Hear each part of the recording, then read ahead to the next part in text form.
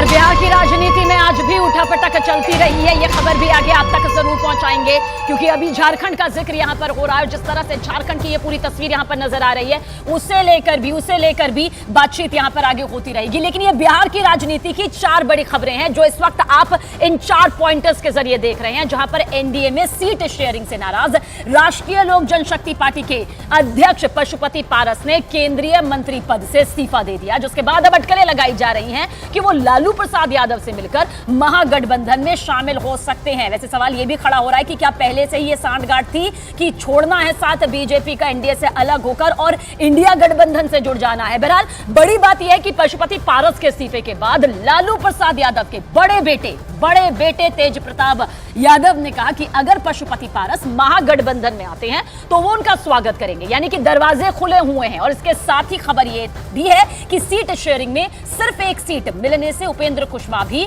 नाराज चल रहे हैं। तो बिहार की राजनीति से ये 4 सबसे बड़ी बातें निकलकर सामने आई है। इलेक्शन धमाका एक और बड़ी खबर। लंबे इंतजार के बाद बिहार में एनडीए के सहयोगियों के बीच लोकसभा चुनाव को लेकर सीटों का समझौता हो गया है।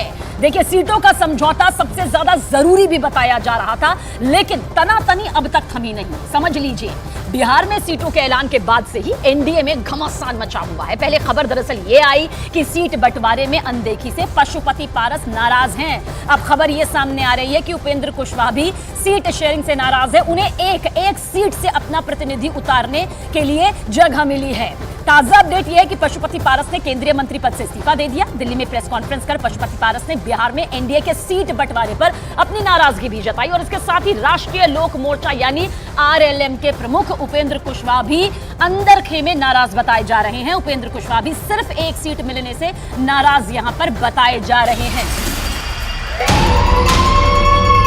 पशुपति पारस ने एक प्रेस कॉन्फ्रेंस कर इस्तीफे का ऐलान भी कर दिया है और उन्होंने दावा किया कि सीटों के बंटवारे में उनके साथ नाइंसाफी हुई है।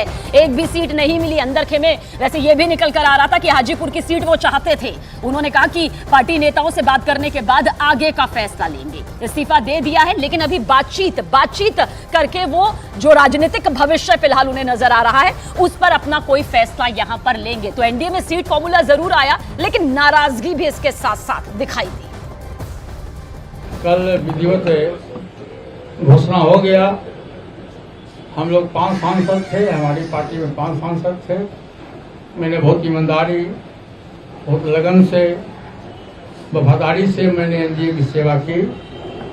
आज भी मैं माननीय प्रधानमंत्री जी का शुक्रगुजार हूँ और मैं आज भी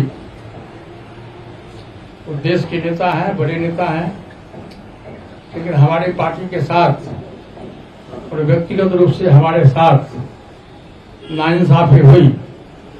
इसलिए मैं भारत सरकार के कैबिनेट मंत्री से मैं त्याग पत्र देता हूँ।